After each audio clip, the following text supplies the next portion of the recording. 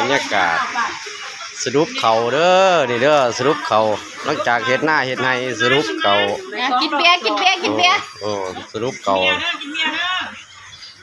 แต่ไอ้น้องมาซอยพุ่นโอ้ยหลายบรรยากาศใจเขา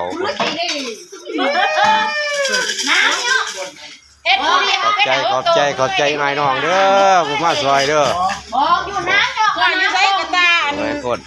เต็มที่เลยวันนี้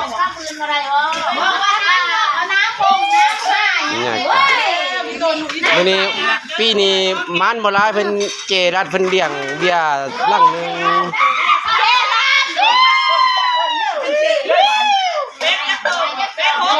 เป็ด6ตัวเบียร์ลังนึง